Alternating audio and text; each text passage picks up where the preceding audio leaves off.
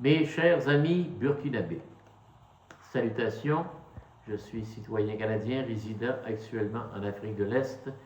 Je suis également ancien procureur de la Défense ayant plaidé devant le tribunal pénal international pour le Rwanda. Je suis aujourd'hui retraité.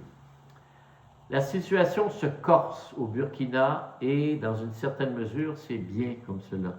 Il faut en finir et terrasser ceux-là même qui mettent tout en œuvre pour nous annihiler. Permettez-moi d'emblée une affirmation que certains pourront contester.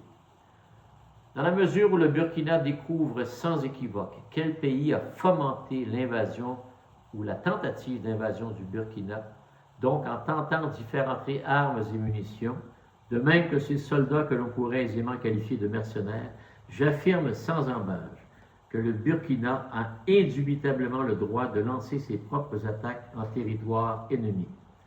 Comme le dit l'expression, à la guerre comme à la guerre. En sport canadien, les commentateurs sportifs affirment que la meilleure défensive qui soit, c'est l'offensive. Il est clair que la guerre est déclarée entre le Burkina et l'Occident. Les Macron, Trump et Netanyahou ont lancé un signal clair au capitaine Traoré et ils y donnent suite. J'émets la présomption que cela ne sera pas bien long avant que la direction militaire du Burkina ne sache précisément d'où viennent les ordres. Le temps est à la cohésion et à la vérification de facto de l'appui de la Russie et de la Chine au Burkina. À n'en point douter, les attaques se multiplieront au cours des prochains mois. Une résistance, voire une stratégie militaire sans faille, s'impose de la part du Burkina. Si certains soldats qui seront faits prisonniers sont de nationalité burkinabé, la peine de mort devrait être envisagée, car il ne s'agit ici de rien de moins que de haute trahison. Le Code criminel canadien précise les comportements associés à la haute trahison. À son article 46.1, commet une haute trahison quiconque au Canada, selon le cas, tue ou tente de tuer Sa Majesté ou lui cause quelque lésion corporelle, fait la guerre contre le Canada ou accomplit un acte préparatoire à une telle guerre, aide un ennemi en guerre contre le Canada ou des forces armées contre lesquelles les forces canadiennes sont engagées. OK?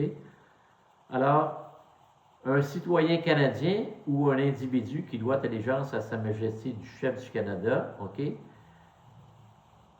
commet une haute trahison. Et, s'il est trouvé coupable, évidemment, et le minimum pour la haute trahison au Canada est l'emprisonnement à perpétuité.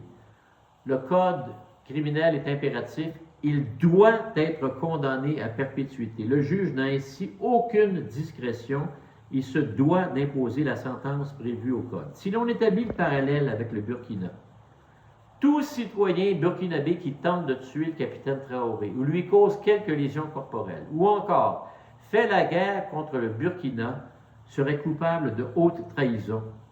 Ou encore, dans le cas qui nous occupe, aide la France ou quelqu'un d'autre à combattre le Burkina, serait également coupable de haute trahison. Je le redis encore ici, cette infraction est tellement grave, répréhensible, voire impardonnable, que la peine de mort devrait être envisagée.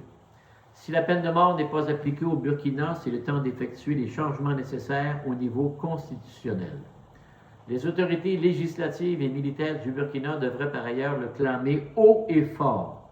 Haute trahison égale peine de mort. Aucune peine mitoyenne ne pourra être envisagée. Que les traîtres à la nation se le tiennent pour dit.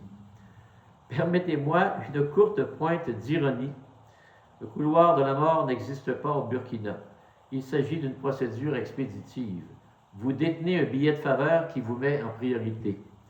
Continuez, mon ami, c'est au fond du couloir, à gauche. Une excellente journée, mes amis.